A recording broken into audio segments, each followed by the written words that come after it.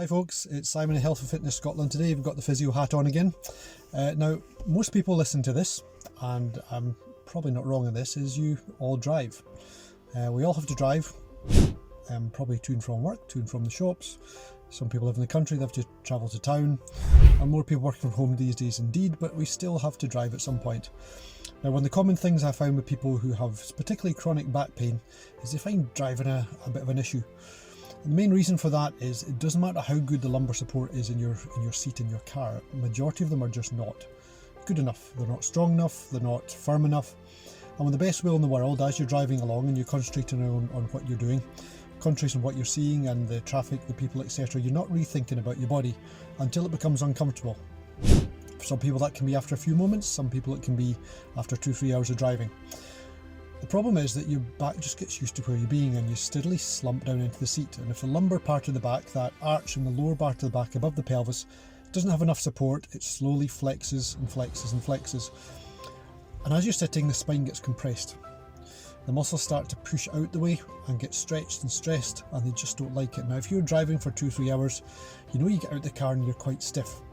Now, there are 2 or 3 things, quite simple things you can do, just to reduce the chance of getting a bad back when you're driving, and reduce the chance of making the back that you do have worse than it already is. Apart from the obvious things like exercise, etc., that take you out with the car, what can you do within the car to actually make the journey more comfortable?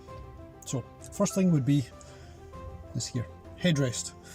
If your car has a headrest that adjusts, get it pulled forward far enough so it's touching the back of your head. Now, you don't have to ram your head back against it, that's going to cause you as many problems as it's going to sort, but you just need to have it touching the back of your head, and that's called a proprioceptive response, whereas you're just aware of the touch, you're just aware of the feeling of the headrest touching the back of your head. What that does, it just keeps your head up above your shoulders. As you're driving along and your head's not in the headrest, you'll find slowly and steadily the body starts to bend down and flex forward. Just as you get used to the position, you get a little bit lazy, you might have cruise control on, you listen to the music, you're not paying attention. Whereas if you can keep the head just upright against the headrest, it's just keeping the head above the shoulders and reducing the strain. Second thing you can do is get one of these. And this is a lumbar roll. I've taken mine out just now, so my back's a bit uncomfortable. Now, I don't really have a bad back, but I have one of these in the car 24 hours a day, all the time. It just sits there. Now, they usually have a handy strap on the back that you can just strap around the seat. I find it sits in the wrong position on the chair or the seat if I do that, so I just have it sitting there against the seat. I jump in, I reach my hand behind, and I just hook it up into the lower part of my back, just where that arch is. This one's made of memory foam. There's many different types out there. I've always found the one that's a complete circle just a bit too much. So the main thing to keep in mind here is that everybody's back is different. Your back is not the same as anybody else's back. Some people have long backs and short legs, some people have short legs and long backs, and short backs and long legs and long backs, and etc, etc. We're all different, so you need to find what works for you. One of the best ways of doing that is to get a hand towel, roll it up in a sausage, stick it in your back in the car, and expand and decrease the size, the diameter of the roll until you find the one that works for you, the one that's most comfortable.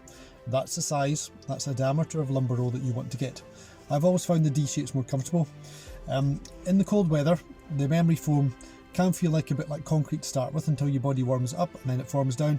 Middle of summer like this, you lean straight into it, and it maintains that arch in your lower back. So if you combine those 2 things, your head against the headrest, the lumbar roll in your lower back, it's just going to encourage your body to have that nice S-shaped curve that it should have to maintain the position of the vertebrae and all the muscles in the right position.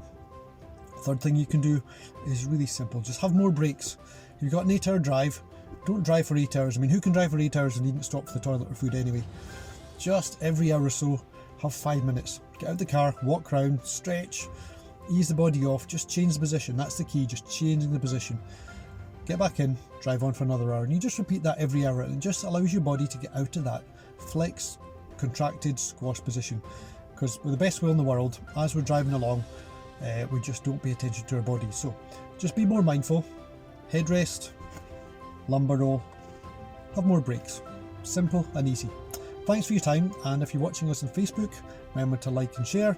If you're watching this on YouTube, click subscribe so you can get all the rest of the videos that are going to be coming out, and feel free to comment on anything because we'll answer all questions, and especially with suggestions for future videos, because we want to give you the information that you need that's going to help you particularly and personally. So shout away, comment away, and look forward to seeing you soon. Thanks for your time.